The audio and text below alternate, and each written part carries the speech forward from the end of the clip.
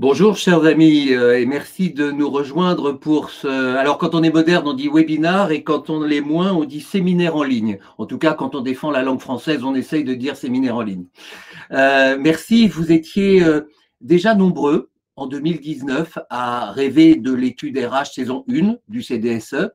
Et ma camarade Fabienne Louvet, que nous allons retrouver dans quelques minutes, avait réalisé votre rêve avec ses collègues de la commission carrière, emploi et formation du CDSE.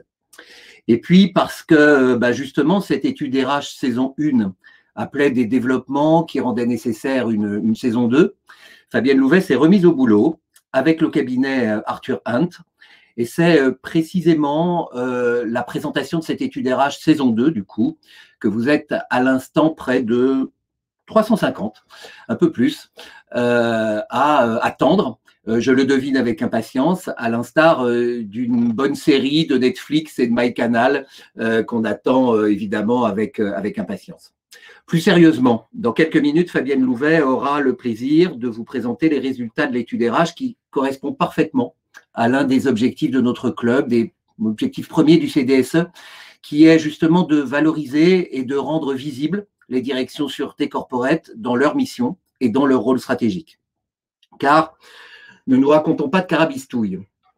Comme nous le voyons, alors que nous sommes encore en train de gérer la crise Covid, et comme nous le verrons encore malheureusement sans doute à l'avenir, les entreprises françaises mesurent désormais chaque jour l'utilité, et j'ose même le dire, la rentabilité de leur direction de la sécurité.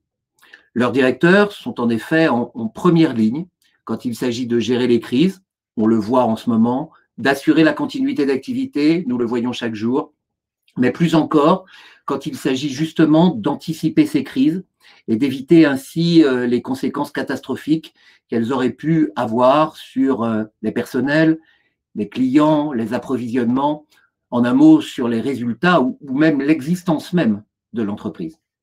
Pourtant, il s'agit là d'une filière professionnelle, celle des directeurs ou directrices de la sécurité des entreprises, qui, en dépit de tous nos efforts et de son utilité désormais avérée, est encore trop méconnue.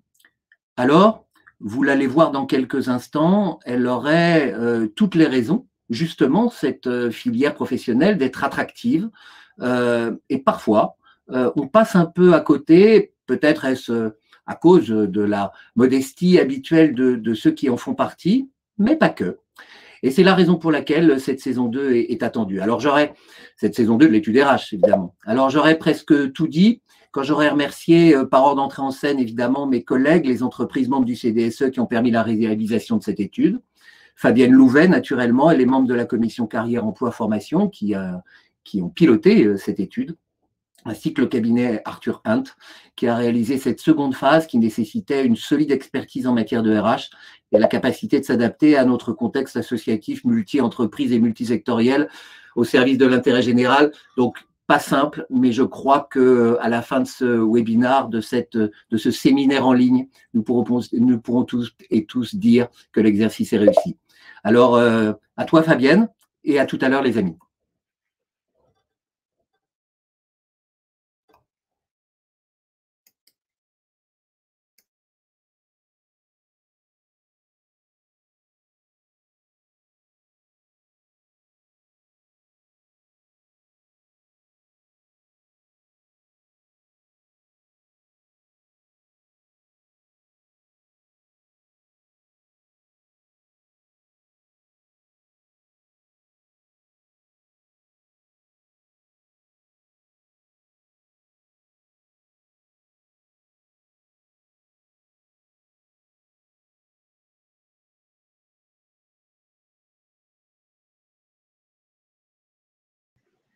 Bonjour, donc Fabienne Louvet a, semble-t-il, un petit problème pour rejoindre la scène. Voilà, je quitte la scène. Oui. Excusez-moi. Bonjour à tous et à toutes. Merci à Stéphane pour cette belle introduction stimulante. Alors aujourd'hui, je suis très heureuse de vous partager les grands enseignements de cette étude que l'actualité rend d'autant plus importante. Alors cette analyse approfondie est le fruit d'un travail de fond menée depuis plusieurs années, comme le précisait Stéphane, qui nous a passionnés par sa dimension humaine et sa dynamique de croissance, tant individuelle que collective. Elle fait émerger un positionnement collectif de la filière et une cartographie inédite des fonctions qu'elle englobe, et précise aussi les pratiques de rémunération en vigueur et les perspectives de carrière à tous les échelons de la filière. Alors, au cours de ce webinaire, nous allons approfondir ces points en 3 temps. Tout d'abord, la synthèse de l'étude avec quelques éléments de contexte. Ensuite, une table ronde avec 4 invités qui sont de grands experts de la filière. Et avant de conclure, nous répondrons à vos questions éventuelles. Alors, nous allons lancer la vidéo de synthèse. À tout de suite.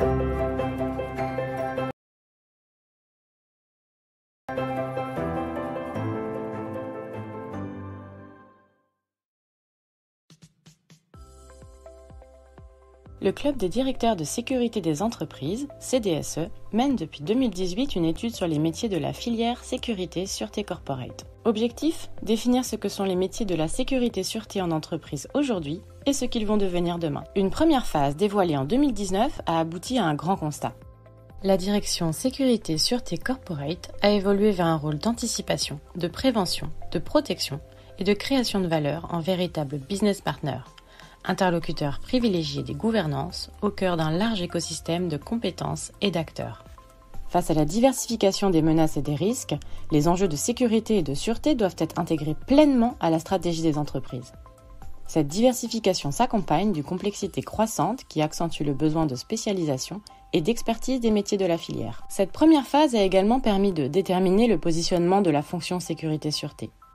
Dans 74% des entreprises, celle-ci est rattachée à la direction générale ou au secrétariat général. Dessiner le profil type de la filière sécurité-sûreté corporate.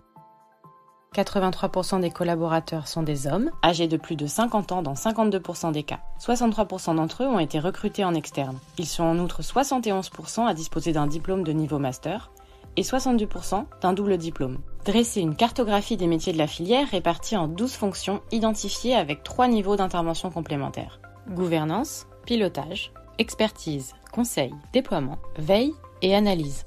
Et un niveau opérationnel. Ce référentiel inédit permet de faire émerger un positionnement collectif de la filière au service de la sécurité globale des entreprises.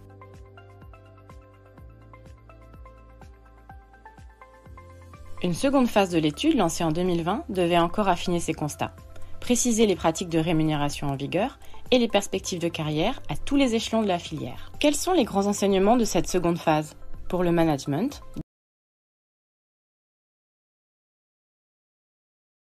directeur, adjoint, responsable de pôle ou d'entité. Le niveau de rémunération est supérieur de 4% au marché et même de 15% pour les directeurs. Ces professionnels proviennent principalement du régalien. Les perspectives de carrière pour les directeurs se situent hors de la filière, vers le top management. Pour les experts, gestion de crise et continuité d'activité, déplacement professionnel, intelligence économique, etc.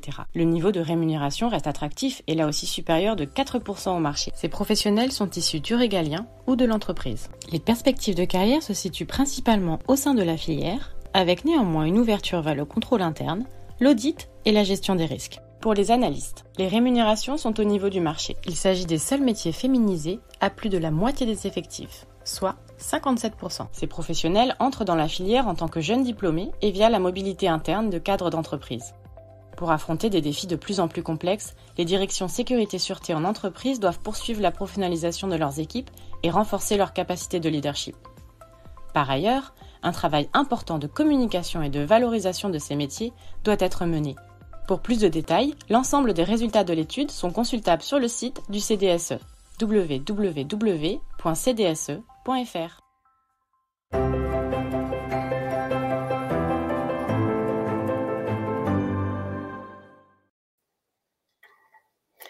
Donc, comme vous venez de l'entendre, une filière attractive face à des défis de plus en plus complexes, avec un positionnement stratégique au cœur des enjeux de l'entreprise et de son système de management, qui se traduit par un niveau de rémunération sensiblement supérieur au marché.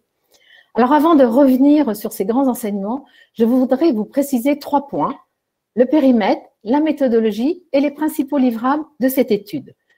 Concernant le périmètre de cette étude, elle est circonscrite au métier corporate de la sécurité, sûreté en entreprise réalisée auprès des entreprises membres du CDSE dotées d'une direction sécurité-sûreté corporate en France, quelle que soit sa couverture géographique. Et l'ensemble des résultats de cette étude sont issus d'une base déclarative. Concernant la méthodologie, donc vous avez bien noté, c'est une étude qui s'est déroulée en 2 phases avec l'assistance de cabinets de conseil sélectionnés à l'issue d'appels d'offres pour leur expertise et leur professionnalisme que nous avons largement pu éprouver et apprécier, l'un spécialisé en organisation et études prospectives, EY, et l'autre en ressources humaines, déjà mentionné par Stéphane, spécialisé dans l'étude des parcours de carrière et dans le conseil en rémunération, Arthur Hunt. Ces 2 cabinets ont su s'adapter au fonctionnement d'une association professionnelle telle que le CDSE, qui représente plus de 120 sociétés et qui constitue une grande diversité de situations et de niveaux de maturité. Et cela a nécessité de réelles capacités de synthèse, d'expertise et un savoir-faire tant en méthodologie qu'en matière RH, que sur la matière RH traitée. Alors, une méthodologie très rigoureuse a soutenu l'ensemble des travaux. La première phase s'est appuyée sur une enquête statistique auprès des membres du CDSE, des entretiens individuels d'acteurs de la filière et l'analyse de documents remis au cours des entretiens. Alors, concernant cette deuxième phase, menée en 2020, dans un contexte difficile, qui approfondit et enrichit la première phase sur les aspects parcours de carrière, niveau de contribution et pratiques de rémunération, cette deuxième phase repose sur 20 entretiens de directeurs sécurité-sûreté corporate, avec des typologies d'organisation tout à fait différentes, en taille, périmètre, moyen. S'appuie aussi sur une analyse quantitative des niveaux de rémunération. 30 entreprises ont répondu à ce volet, ce qui représente 243 salariés. Donc, cette étude s'appuie sur des données réelles, avec quasiment l'ensemble des secteurs d'activité représentés. Cette étude des rémunérations s'appuie aussi sur une méthode de classification sur mesure, une méthode de grading dans le langage RH, qui permet de disposer d'une échelle des responsabilités commune à l'ensemble des entreprises adhérentes, de manière à pouvoir réaliser des comparaisons salariales pertinentes. Alors, à noter, c'est une question qui revient souvent, les comparatifs sont réalisés par rapport au marché général de l'emploi, tous secteurs d'activité confondus.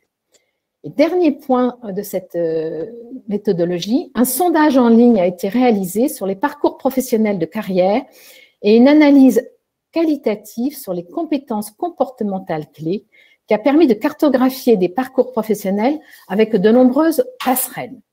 Alors, quels sont les livrables de cette étude? Alors, le livrable majeur de la première phase de l'étude est un référentiel des métiers qui a été publié en 2019 et qui comprend 12 fiches métiers repères. Alors, ce référentiel constitue un répertoire des métiers et des compétences de la filière qui permet de comprendre l'environnement systémique des métiers de la filière, les variants et invariants des contenus métiers et leur impact sur les besoins en compétences. Alors, ce référentiel est modulaire et adaptable à la diversité des organisations. Tous les métiers ne se retrouvent pas dans toutes les organisations. Certains peuvent être mobilisés à des niveaux hiérarchiques différents, sous des formes et des appellations différentes. Enfin, ce référentiel ne prétend pas à l'exhaustivité. Chaque entreprise doit se l'approprier, l'adapter à son contexte et, en fonction des besoins, encourager à son évolution. Alors, la deuxième phase complète et enrichit les livrables de cette première phase, avec un rapport d'étude dont la synthèse sera publiée dès aujourd'hui, et aussi 8 fiches de profil RH pour les métiers repères identifiés dans la première phase, qui donne une analyse de la population par métier, âge, ancienneté, niveau de responsabilité, une analyse des rémunérations exprimées en niveau statistique et une synthèse des parcours de carrière avec les postes d'entrée et évolution possibles. Alors, l'ensemble de ces livrables constitue un cadre de référence directement opérationnel pour les directeurs sécurité sûreté corporate à adapter à leur contexte, leur organisation et au choix de leur entreprise. Alors maintenant, nous allons poursuivre par la table ronde qui va approfondir les grands enseignements de cette étude sous l'angle de l'attractivité, des missions et des parcours de carrière. Donc, je vais proposer à nos 4 invités de nous rejoindre.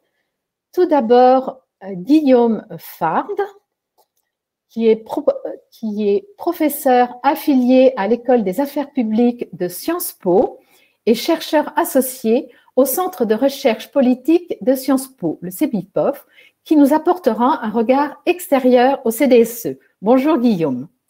Bonjour Fabienne, bonjour à toutes et à tous.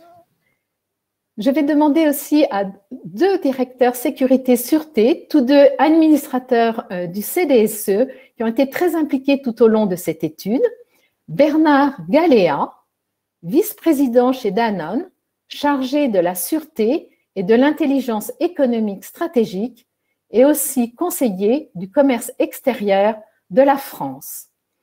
Bonjour Bernard. Bonjour Fabienne, bonjour à tous.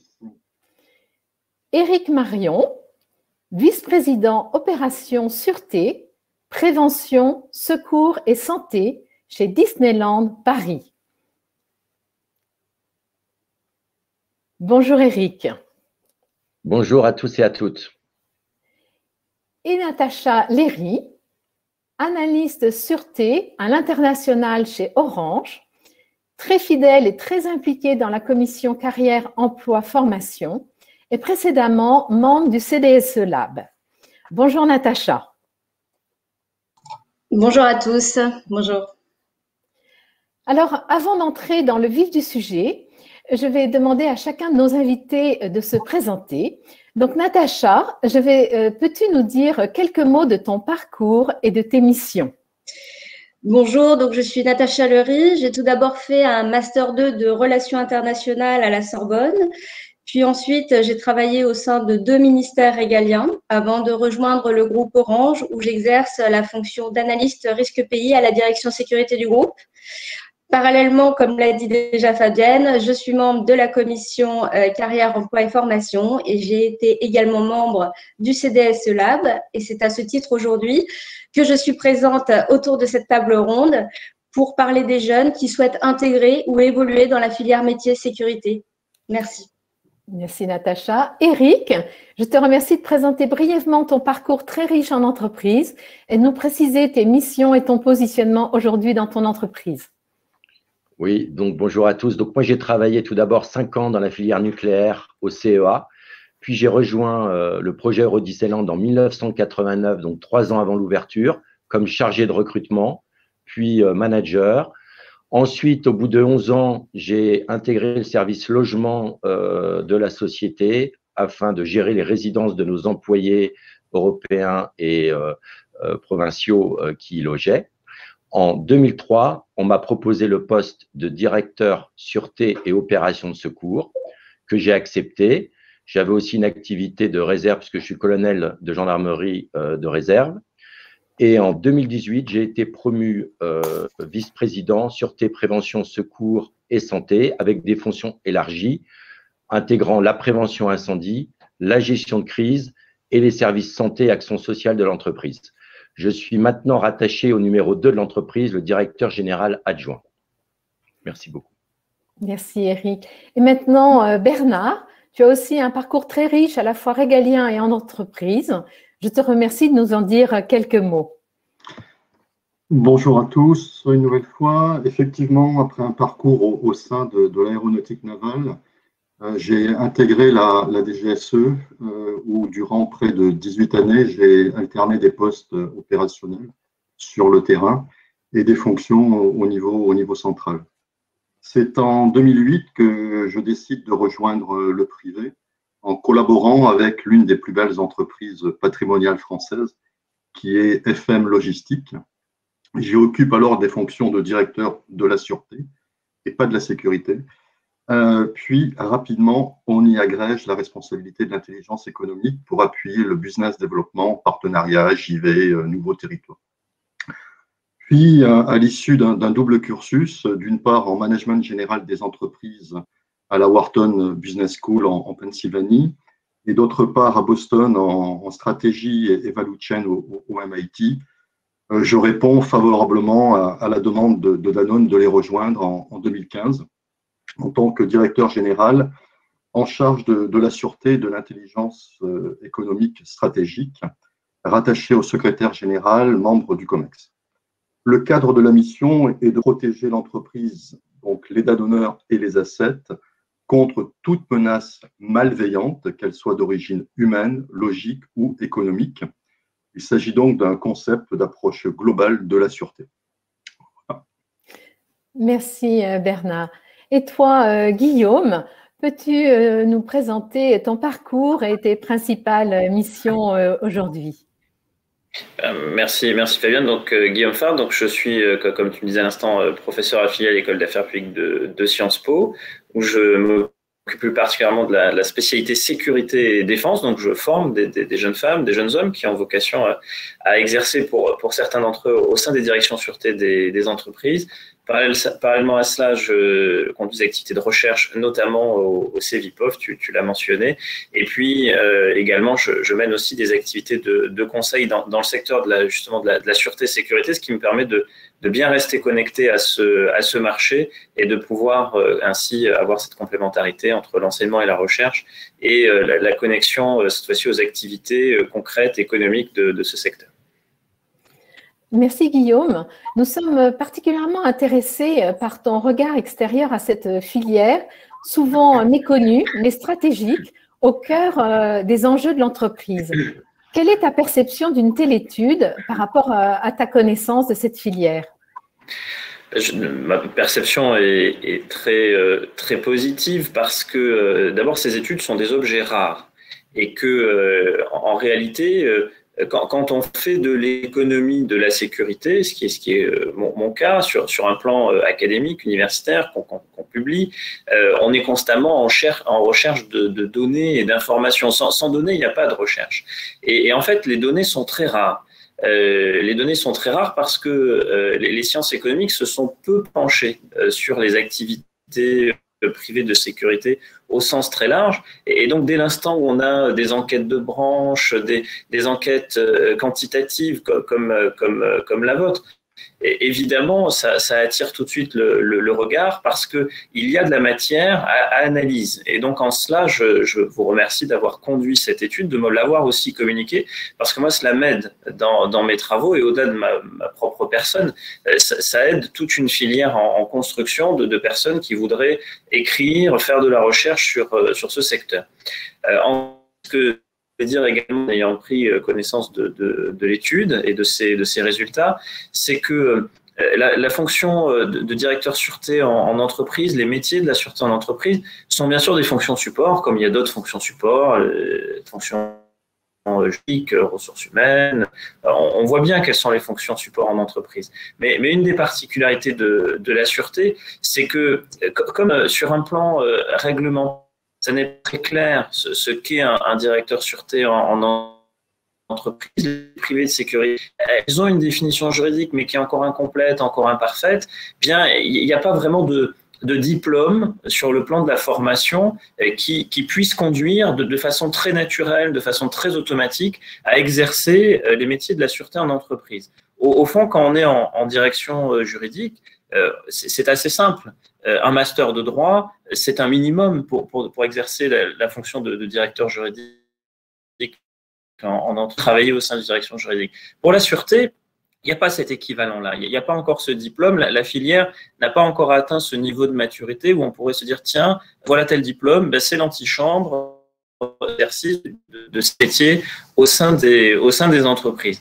Et je crois que ce que nous apprend cette étude, c'est que il y a une dynamique de renouvellement et d'enrichissement aussi des personnes qui exercent la sûreté en entreprise, parce que il y a des personnes plus jeunes, il y a aussi une féminisation qui est en cours, et que au fond on peut commencer les métiers de la sûreté en entreprise à la base et puis progressivement gravir les échelons, sans forcément venir nécessairement du monde régalien, en ayant parfois le projet de le rejoindre plus tard après une première carrière dans le privé. C'est tout cela que nous apprend cette étude, et donc ce sont, et j'en termine par là, des défis pour les formateurs, pour les pédagogues, parce qu'il faut accompagner, encourager ces dynamiques dans un contexte où, comme je disais, il n'y a pas de diplôme qui soit vraiment d'antichambre, mais pour autant, il faut faire cet effort-là parce qu'il y a une volonté de jeunes femmes, de jeunes hommes d'aller vers ces métiers, et il faut les accompagner à cela. Il faut leur donner des savoirs qui vont permettre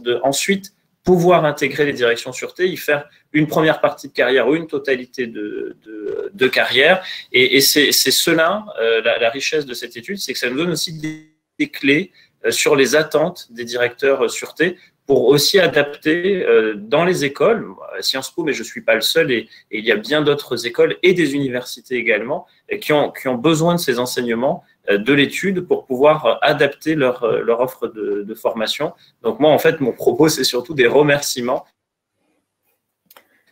Bien, en tout cas, ce sujet. Merci Guillaume. Je vais proposer à Bernard, en tant que directeur sécurité-sûreté, de nous préciser quels sont les apports de cette étude dans son entreprise. Merci Bernard. Merci Fabienne. Alors, pour moi, cette étude doit permettre de donner plus de lisibilité à cette filière qui reste encore peu connue finalement du grand public, hein, même si notamment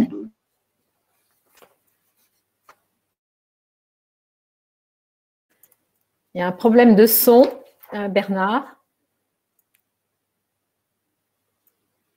Depuis les attentats de 2015, plusieurs référentiels intéressants et positionnent la fonction au cœur des business en véritable business partner, comme tu l'as souligné tout à l'heure.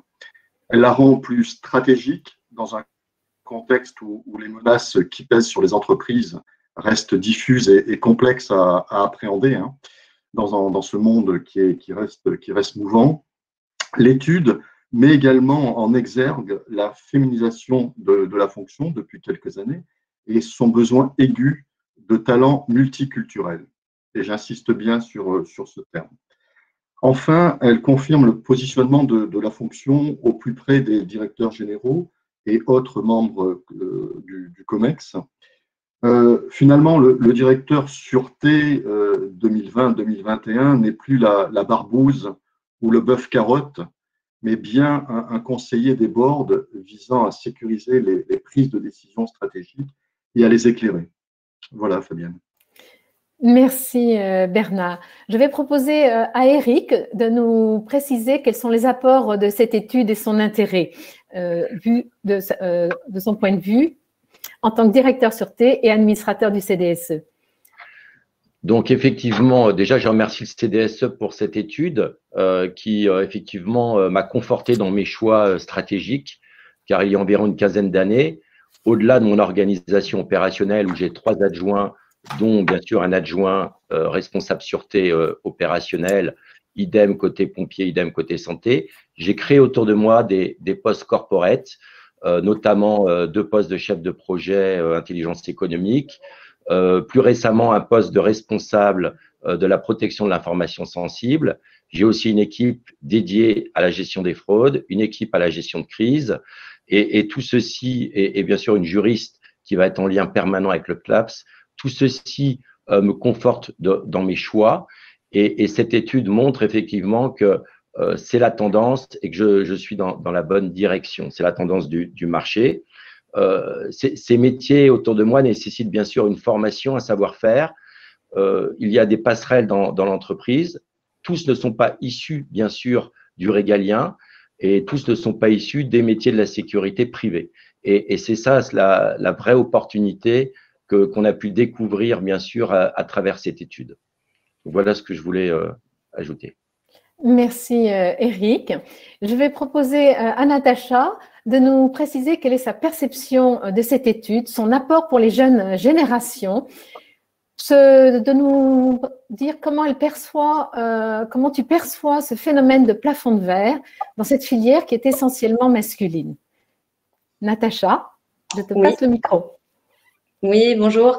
Rebonjour Fabienne. Alors, tout d'abord, la première remarque que j'aurais, évidemment, c'est que l'étude reflète bien des constats que le CDSE Lab avait évoqués il y a quelques années. Ça, c'est la première chose. La deuxième chose, l'intérêt qui est important pour les jeunes d'aujourd'hui, c'est d'avoir cartographié la diversité des métiers au sein de cette filière métier sécurité. C'est très important pour eux, comme ça, ils ont la filière est très large, donc avec divers métiers, et je pense que c'est important pour pouvoir s'orienter vers le métier qu'on souhaite.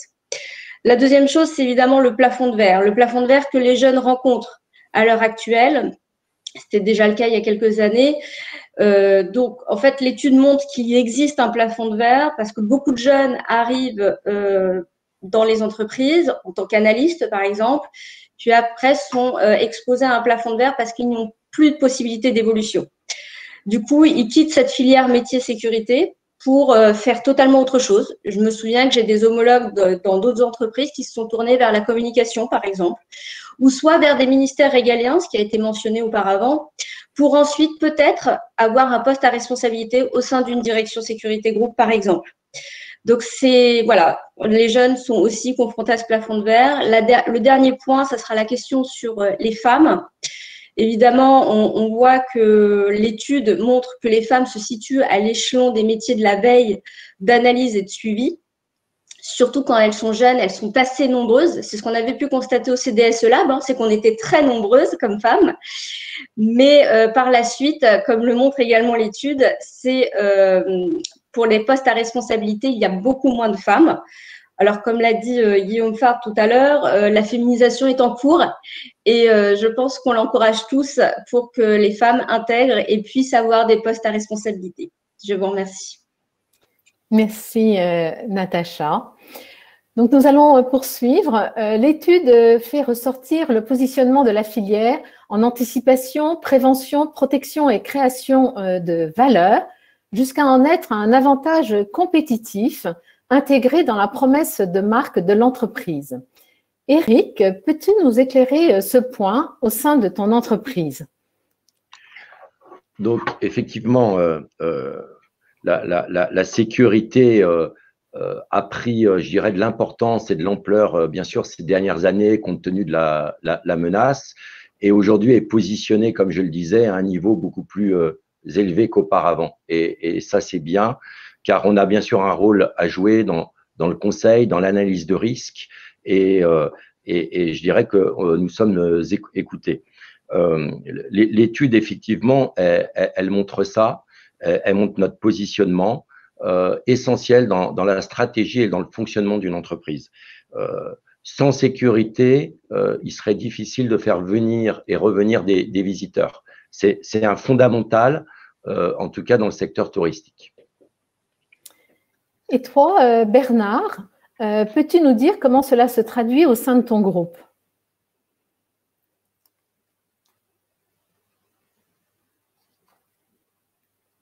Ah, nous ne t'entendons pas, Bernard. Il y a un problème de son. Il y a un problème de son.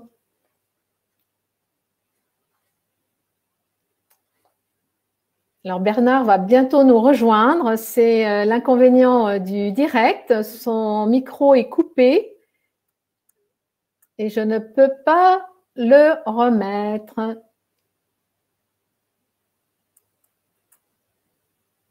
Marc-Antoine, peux-tu intervenir pour que nous puissions entendre Bernard? Bernard, normalement, je t'ai envoyé une invitation pour que tu puisses activer ton micro. Est-ce que tu peux cliquer? C'est à toi de l'activer normalement chez toi, mais je pense que tu as un problème de connexion. On peut peut-être passer à la question suivante, Fabienne. Nous allons poursuivre, effectivement. Alors, autre point que nous souhaitons approfondir au sein de cette table ronde. Alors, cette étude met à la disposition des membres du CDSE une analyse approfondie des enjeux et des organisations, un certain nombre de supports, un référentiel métier avec une analyse des enjeux des organisations, comme je viens de le dire, des fiches de mission, des fiches de profil RH, un outil de grading. Alors, je voulais demander à Eric, en quoi cette étude t'aide ou peut t'aider au sein de ton entreprise? Voilà. Donc, cette étude a effectivement une grande valeur pour nous. Elle apporte un éclairage sur les fiches métiers et les grandes tendances des métiers du secteur. Elle permet également de promouvoir les passerelles existantes entre les différents métiers de mon entité et de valoriser les plans de carrière de mes collaborateurs. Voilà, on s'aperçoit qu'il n'y a pas une règle absolue pour évoluer, bouger dans l'entreprise et être promu à ces métiers-là. Il y a plusieurs voies pour y accéder. Tout sera bien sûr basé sur la volonté, l'envie de réussir et l'intérêt pour la profession. Hein, ça, je tiens à le dire. C'est vraiment important si on veut travailler dans cette profession, d'avoir envie de le faire. Merci Eric. Alors je vois que Bernard a maintenant son micro. Donc je vais te proposer de nous éclairer sur l'avantage compétitif de la sécurité au sein de ton entreprise et de poursuivre sur la question suivante, sur la façon dont cette étude peut t'aider dans tes relations au sein de ton entreprise, notamment avec la direction RH. On va faire un tout en un. Voilà. Vous m'entendez? Oui, parfait. Parfait. Alors, pardon, hein, j'avais un problème technique. Danone, finalement, c'est trois catégories de produits. Hein, je vous rappelle, les produits frais et bio avec des marques telles que Activia, l'alimentation spécialisée, infantile et médicale, les eaux avec des marques emblématiques comme Evian, par exemple. Mais c'est aussi un resort avec un palace, un restaurant gastronomique étoilé au Michelin, un hôtel. Bien, ben nous n'avons pas de chance. Bernard, visiblement, a un gros problème de connexion. Donc, je vais vous proposer de poursuivre cette table ronde en l'absence de Bernard. Donc, je vais demander à Guillaume comment cette étude, tu l'as déjà évoquée tout à l'heure, mais reprendre en quoi cette étude va t'aider dans les relations, notamment avec tes étudiants et puis dans tes activités. Il y a un point en particulier sur lequel j'aurais souhaité insister, c'est en fait cette étude, elle permet de dire à des jeunes qui veulent rejoindre le secteur de la sûreté et notamment de la sûreté en entreprise, de ne pas s'auto-censurer, de le faire, d'y aller. Et que ces métiers sont des métiers en évolution, en transformation, qu'ils sont des métiers en croissance, sont des métiers d'avenir, et que il y a de la place pour eux. Il y a de la place et que la direction sûreté, ça n'est pas effectivement, et l'étude le montre bien, une image d'Épinal où il n'y aurait que des anciens policiers et gendarmes en deuxième partie de carrière. Ça n'est pas que cela. C'est bien d'autres potentialités et il y a de la place pour eux et de la place aussi, et c'est un grand enseignement de l'étude, pour évoluer après vers d'autres métiers de l'entreprise. C'est-à-dire que les métiers de la sûreté ne sont pas un marqueur, il n'y a pas d'effet cliqué, c'est pas enfermant et on peut faire d'autres choses après. Et l'étude montre bien qu'il y a des trajectoires de carrière où on peut commencer à la sûreté, puis aller vers d'autres fonctions support ou aller peut-être même aux opérations, peut-être après y revenir. Et donc c'est une très grande richesse et une très grande diversité de carrières et de parcours que de commencer sa carrière dans la sûreté en entreprise. Donc c'est un grand enseignement de cette enquête, de cette étude, et c'est un message que pour ma part je partagerai avec mes étudiantes et mes étudiants. Merci Guillaume. Nous allons poursuivre par un autre point. Cette étude met en lumière une filière élargie au cœur d'un large écosystème d'acteurs avec de nombreuses interactions avec des parties prenantes tant en interne qu'en externe de l'entreprise. Pour toi, Guillaume, en quoi est-ce un facteur d'attractivité et aussi quel impact cela a sur la formation des acteurs de cette filière? Guillaume, je t'ai perdu. Ah, tu as un problème de micro. Bon, j'avais un problème de son surtout, pardon. Ah, pardon. Dis-moi, Fabienne. Dis-moi, il y a eu un souci de son. Bon, je reprends. Je te demandais en quoi le fait que cette étude mette en lumière une filière élargie au cœur d'un large écosystème d'acteurs avec de nombreuses interactions avec des parties prenantes tant en interne qu'en externe de l'entreprise, en quoi est-ce un facteur d'attractivité et quel impact sur la formation? L'impact que cela a sur la formation, pardon encore, j'ai eu une déconnexion. L'impact que cela a sur la formation, c'est que ce que l'on souhaite apprendre, nous, à des jeunes femmes, hommes qui voudraient intégrer les métiers de la sûreté en entreprise, c'est que ce sont des métiers qui impliquent une forte transversalité. Je disais tout à l'heure que ce ne sont pas des métiers qui enferment parce qu'ils permettent d'évoluer vers d'autres métiers de l'entreprise, mais ce ne sont pas non plus des métiers qui cloisonnent dans le sens où on n'est pas dans un effet tunnel, où on n'est pas en silo complètement hermétique, étanche aux autres fonctions de l'entreprise. Bien au contraire, les métiers de la sûreté en entreprise, et c'est là aussi un enseignement fort de cette étude, et ça fait partie des messages qu'on voudra transmettre, nous, enseignants, à nos étudiantes et à nos étudiants, c'est qu'en sûreté en entreprise, on doit pouvoir interagir avec tous les autres métiers, avec toutes les autres fonctions, y compris les fonctions support, les fonctions opérationnelles, parce que la sûreté est transversale et que donc ce qu'il faut avoir et maîtriser, c'est une connaissance générale des métiers de l'entreprise pour pouvoir ensuite eh bien, échanger avec eux et bâtir la proposition de valeur sûreté en concertation. Et c'est ça un enseignement fort, c'est de dire, c'est un métier transversal, apprenez à dialoguer avec les autres, à parler avec les autres, et on va vous apprendre à le faire. Une fois que vous serez en situation, vous devrez travailler de façon, pas de façon verticale et en silo. Et d'ailleurs, le fait de savoir parler de façon transversale vous aidera ensuite dans l'évolution de votre carrière à faire des pas vers d'autres métiers de l'entreprise, et votre carrière ne sera pas nécessairement linéaire. Et donc, c'est un point qui, pour nous, est absolument essentiel. C'est un des enseignements de l'étude et c'est quelque chose sur lequel on pourra insister dès qu'on retrouvera nos étudiantes et nos étudiants en amphithéâtre. Merci Guillaume. Natacha, en quoi est-ce un facteur d'attractivité pour les jeunes générations que cette fonction soit transverse par essence? Oui, alors pour les jeunes, je dirais que c'est une filière qui est attractive, car travailler dans une direction sécurité, c'est aussi un rattachement à une fonction stratégique. Il répond notamment, je dirais, au besoin d'être force de proposition et d'être partie prenante dans des décisions. Élément valorisant et valorisé par les jeunes en début de carrière. Le caractère transverse de la fonction sécurité-sûreté permet aux plus jeunes générations de se sentir impliquées dans la vie de l'entreprise. Il favorise le sentiment d'appartenance et développe la culture d'entreprise chez des jeunes qui généralement sont plus mobiles. En se projetant dans leur groupe, les jeunes générations s'inscrivent dans la durée. Il y a, comme l'a mentionné Guillaume, évidemment des interactions en interne, mais aussi en extérieur, avec le monde extérieur, comme par exemple les institutions ou les clubs interentreprises comme le CDSE, qui facilitent les échanges. Enfin, je dirais le plus important est la formation, évidemment. Les défis dans le monde de la sécurité-sûreté sont de plus en plus complexes et cela nécessite d'être bien formé. Alors, on peut parler de formation dans la sécurité globale, par exemple, puis ensuite faire une formation plus dans l'expertise. Voilà, c'est un peu les mots que je pouvais me dire à propos des jeunes. Merci Natacha.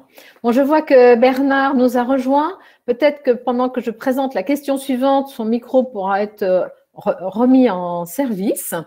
Donc, le prochain point concerne les métiers en tension. Effectivement, cette étude fait ressortir une filière d'expertise sans prétendre à l'exhaustivité, avec déjà 14 lignes de compétences, 12 fiches métiers, avec des besoins toujours en hausse. Bernard, peux-tu nous partager ta vision des compétences en tension? Ah, Bernard nous a quittés. Bon, donc je vais proposer à Eric de prendre cette question à la volée. Merci Eric. Avec plaisir. Alors effectivement, il y a peu de postes, donc je dirais qu'il y a une tension par rapport aux postes disponibles. Mais en termes de compétences, on s'aperçoit qu'on trouve les compétences et en interne et en externe. L'entreprise d'ailleurs accompagne les salariés. Je parle moi-même de mon cas. Dans les 15 dernières années, j'ai suivi des formations. J'ai même suivi une formation aux États-Unis, à Washington, à Georgetown University, pendant 2 ans, pour justement apprendre davantage, apprendre sur l'international. Et je dirais que ça m'a beaucoup apporté pour acquérir le poste que j'ai actuellement.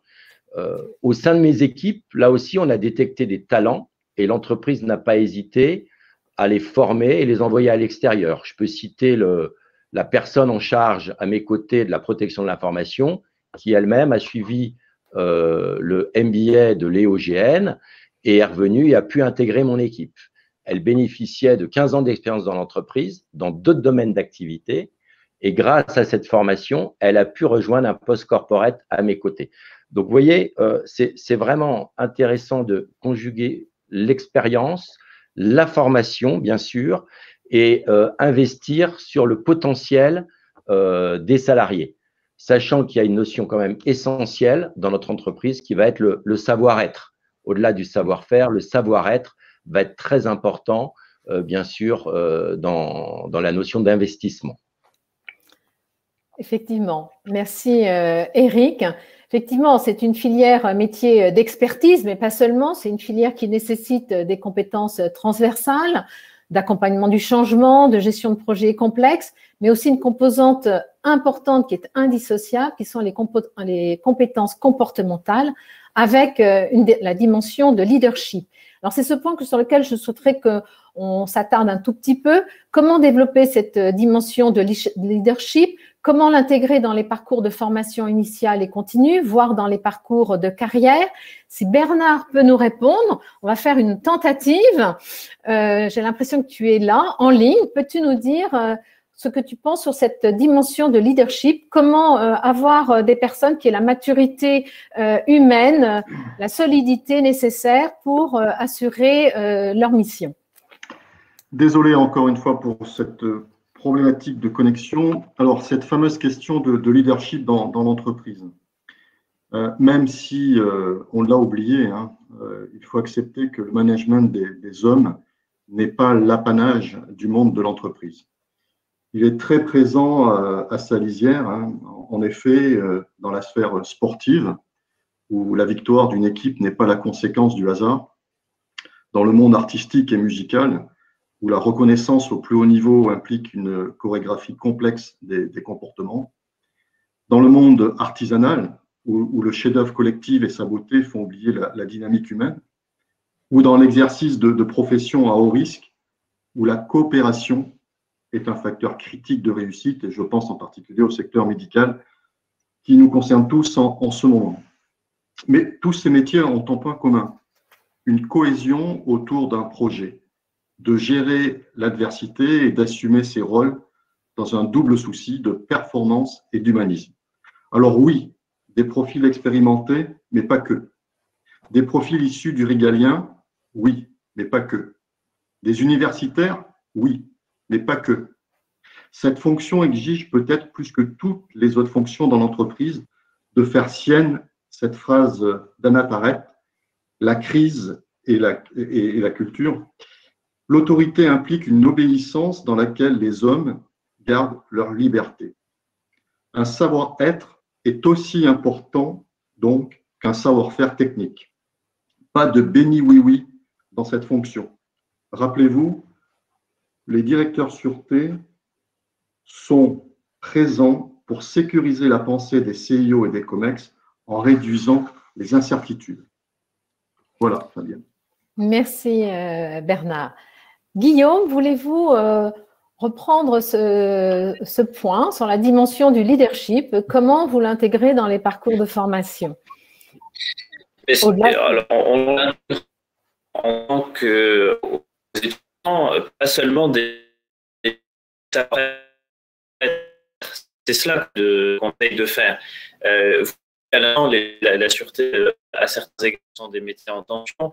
Il faut maîtriser des compétences techniques, comme les enjeux du numérique au sens de la cybersécurité, mais aussi au sens de ce qui est en train de se jouer aux réseaux sociaux ou s'exprimer seul avec des activismes violents à l'endroit des entreprises. Et il y a tous ces savoir-faire nouveaux qui émergent, il faut les maîtriser. Mais il y a aussi les savoir-être. Et les savoir-être, c'est bien sûr de comprendre quelle est la structuration de l'entreprise, quelle est la place de la direction sûreté dans l'entreprise, quelle est la place qu'on a soi-même dans cette direction sûreté et comment simplement, parce que le leadership, c'est d'abord une capacité à savoir prendre des initiatives après avoir compris quelle était sa place. Et donc, quand on est un jeune, qu'on est diplômé, il faut prendre cette place. Bien évidemment, on commence au pas de hiérarchie parce qu'on est en début de carrière. Mais pour autant, ça ne veut pas dire qu'à son niveau, on ne peut pas prendre d'initiative. Et donc, ce qu'on essaye, nous, d'enseigner, c'est comment être en initiative, même au début, même au tout début. Et donc, pour faire cela, généralement, on demande à des professionnels qui, eux, sont en posture de décision au sein de leurs organisations. Beaucoup des directeurs sûreté membres du CDSE sont venus devant notre qui ont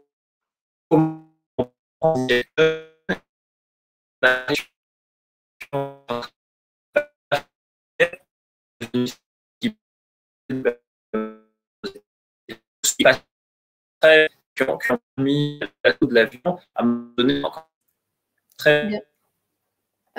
Guillaume, nous sommes désolés, nous avons des problèmes de son un petit peu compliqués. Oui. Alors pour finir ce webinaire, j'aurais une dernière question à vous poser chacun. Quel conseil donneriez-vous à des personnes qui voudraient intégrer cette filière métier, que ce soit en début ou en cours de carrière? Eric, peux-tu nous donner les conseils que tu donnerais? Alors, je dirais, encore une fois, il faut avoir une attirance pour ce métier. Il faut être passionné et investi. Il faut être engagé, bien sûr. C'est important de connaître le fonctionnement aussi des services de l'État et collaborer avec eux, je dirais, en permanence. Ne pas attendre la crise pour rencontrer ses interlocuteurs. Donc, ça, je tiens à le dire. Et développer, bien sûr, un relationnel, aussi bien au niveau local, départemental, national. Enfin, il faut aimer l'action, le goût de l'action. Il faut être proche du terrain. Ce n'est pas parce qu'on a un poste corporate ou un poste à responsabilité qu'il faut s'éloigner du terrain. Et donc, il faut en comprendre les enjeux. Et s'intégrer dans l'entreprise. Travailler avec les autres, pas contre les autres. Donc, la sécurité doit être un partenaire. Donc, comprendre en interne le fonctionnement de l'entreprise. Et bien sûr, du leadership. Et puis, une dernière chose, pour réussir, c'est juste travailler. Voilà, le travail, il n'y a pas de secret. Merci beaucoup. Merci, Eric. Et toi, Bernard, quel conseil donnerais-tu à quelqu'un qui voudrait intégrer cette filière? Alors, en une minute et très rapidement, acquérir une culture générale internationale et non pas uniquement franco-française, apprendre à se connaître soi-même, forger un esprit de décision, être en forme physique parce que c'est un métier qui implique beaucoup d'heures, développer son esprit critique et s'accoutumer à accepter celui des autres, parce que c'est un travail d'équipe, se forger une éthique humaniste du management des hommes, apprendre à diriger le travail de groupe, s'entraîner à dégager une vision, apprendre à dialoguer quel que soit l'interlocuteur, du terrain au top management, savoir développer une complicité avec ses camarades et collaborateurs. Et donc, pour ceux qui nous écoutent, si vous cochez toutes ces cases, alors vous pouvez m'envoyer votre CV. Merci. Bien, merci pour cet appel, Bernard. Et toi, Natacha, quel conseil donnerais-tu? Alors, moi, je dirais d'abord, les filières académiques spécialisées ne désemplissent pas aujourd'hui. Le secteur de la sécurité et sûreté est appelé à devenir de plus en plus concurrentiel et sélectif. Alors, les personnes et les jeunes qui souhaitent travailler dans le domaine de la sûreté et sécurité doivent avant tout avoir le sens de l'intérêt général, parce qu'on ne travaille pas pour nous. Être passionné, ce qui a été déjà dit, être réactif, parce que cela demande un investissement important pour nous. La formation, évidemment, et les différentes expériences acquises sont des clés pour chacune et chacun d'entre nous pour y réaliser des perspectives d'évolution dans cette filière métier qu'est la sécurité. Enfin, je terminerai par un petit point. La filière est également amenée à attirer de nouveaux talents sur des domaines de pointe tels que la cybersécurité. Face à l'apparition de nouveaux enjeux sécuritaires, la filière sécurité-sûreté présente des challenges intellectuels et professionnels en constante redéfinition. Donc, le message que j'ai pour les jeunes, c'est formez-vous, allez-y et vous êtes vraiment les bienvenus dans cette filière métier sécurité. Je vous remercie. Merci, Natacha. Et toi, Guillaume? Alors, j'espère qu'on va réussir à bien t'entendre. Est-ce que cette fois-ci, ça fonctionne? Après avoir perdu le son, le micro, j'espère que cette fois-ci j'ai un et l'autre. Le conseil que je donnerais à celles qui veulent exercer, c'est tout ça d'abord de le faire. C'est-à-dire de ne pas s'auto-censurer, de ne pas s'auto-dissuader, de ne pas se dire que ce ne serait pas pour eux, c'est pour eux. À partir d'aller au-devant de ces métiers, il y a une... Et le message que je leur fais passer, vous avez votre de sécurité, parce que vous y vivrez des choses fortes, et enfin vous y servirez la France, parce qu'on peut servir la France de mille manières. On peut servir la France dans les administrations, mais on peut aussi servir la France dans les entreprises en défendant les intérêts stratégiques de notre pays, et que ce sont des carrières qui sont pas linéaires, il y aura des allers-retours, on commencera dans le privé, on pourra finir dans le public, puis retourner dans le privé. C'est à cela que ressembleront les futures carrières. Donc, faites-le, il y a pleinement de quoi satisfaire vos envies et vos aspirations. Merci Guillaume pour le mot de la fin de cette table ronde. Je remercie tous ceux qui nous écoutent malgré les petits problèmes de connexion que nous avons pu avoir.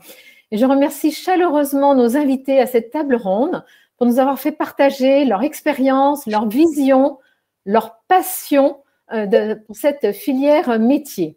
Maintenant, je vais laisser Stéphane conclure ce webinaire et je vous dis à bientôt. Surtout, n'hésitez pas à nous solliciter si vous souhaitez plus d'informations. Donc, Stéphane, je te passe le micro. Oui, les amis, alors, moi j'ai peut-être envie, avant de remercier tout le monde, vraiment, Fabienne, Natacha, Guillaume, Bernard et Eric, j'ai envie de pousser un petit coup de gueule, parce que vous voyez, dans quelques minutes, je serai l'invité de députés à l'Assemblée nationale. Du reste, je crois que nous serons en visio là encore et vous pourrez vous connecter à cette audition.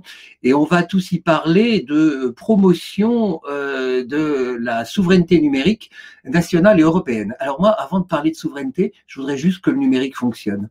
Et avec vous, regretter que, alors qu'on avait des intervenants formidables qui sont tous dans des grosses structures, des grosses boîtes, il ne soit pas permis dans notre pays d'avoir des connexions à la hauteur de nos ambitions, quels que soient les investissements et les moyens que font ces entreprises, ces structures pour se doter des meilleurs moyens. Il y a encore de vrais trous dans la raquette. Et alors, parler de souveraineté, c'est vraiment bien, mais déjà, avoir un outil qui fonctionne, ce serait tellement merveilleux. Et parfois, vous le voyez en France, que ce soit à Paris ou en province, dans nos bureaux ou dans nos appartements, c'est parfois difficile d'avoir une belle connexion. Donc, pardon, on avait un traître sur ce webinaire, c'était justement la technique et elle nous a trahis. C'est bien dommage, mais ça n'a pas, en tout cas, écorné ou nuit à l'intérêt de vos propos. J'ai pris plein de notes parce que c'était vraiment bien et merci à toutes et à tous d'y avoir participé. Alors, j'ai pris des notes et de quoi avons-nous parlé? Nous avons parlé en définitive de nouveaux métiers,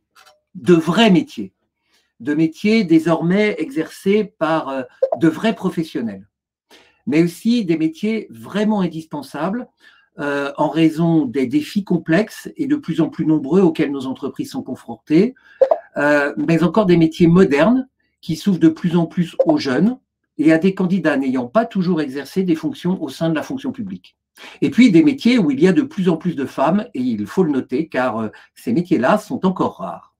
Mais enfin, ce sont aussi des métiers attractifs, avec, vous l'avez dit, des rémunérations sensiblement supérieures au marché, et c'est très important de le souligner. Et puis, il faut le dire, il faudra le dire, il faut le marteler. Ces métiers sont des investissements rentables pour les dirigeants qui désiraient s'en doter. Des investissements rentables. À l'heure où parfois certains dirigeants, à cause de la crise, envisagent de réduire la voilure de leurs effectifs, en matière de sécurité et de sûreté, créer une direction sécurité-sûreté, la doter des compétences nécessaires, des moyens nécessaires, est aujourd'hui un investissement rentable et ceux qui ne l'auront pas fait s'en mordront durablement les doigts. Car je fais sans doute avec vous le pari qu'un jour, certains regretteront amèrement de n'avoir pas su s'entourer de vrais professionnels de la sécurité, alors que les menaces sont toujours plus nombreuses, toujours plus diffuses, toujours plus complexes, et qu'elles impactent aussi désormais, évidemment, la vie des gens, mais la vie de nos entreprises. Ceux-là seront ainsi un jour aussi surpris de n'avoir pas fait confiance à un directeur de la sécurité à leur côté, comme nous le sommes aujourd'hui tous d'avoir eu jadis des barbiers comme chirurgiens. Ce seront des ringards. Il est donc important qu'ils fassent confiance à l'étude du CDSE, au métier de la sécurité, et qu'ils s'appuient justement sur cette étude pour se dire, mais enfin, voilà l'investissement qu'il me manquait. Et s'ils ont déjà fait l'investissement de créer un poste de directeur de la sûreté ou de se doter d'une direction de la sûreté, qu'ils fassent très attention à, dans cette crise, ne pas réduire la voilure des investissements dans ces domaines, et bien au contraire de la maintenir à minima, ou au moins même, peut-être, pourquoi pas, de l'augmenter. Bref, je compte sur vous pour toutes et tous faire connaître cette étude, pour vous appuyer sur elle, et puis si vous souhaitez en savoir davantage, évidemment, rejoignez le site du CDSE qui fourmille d'infos sur l'ensemble de nos métiers et qui peuvent vous donner l'envie, d'avoir envie, de rejoindre un jour le CDSE comme directeur, bien sûr, mais aussi de rejoindre ces métiers de la sûreté. C'est tout ce que je vous souhaite. On s'y épanouit, et puis pour reprendre le mot quasiment de la fin de Guillaume Fard, on peut aussi y servir notre pays, et ça, c'est vraiment formidable. Bonne, excellente journée à toutes et à tous, et à tout bientôt au CDSE. Au revoir.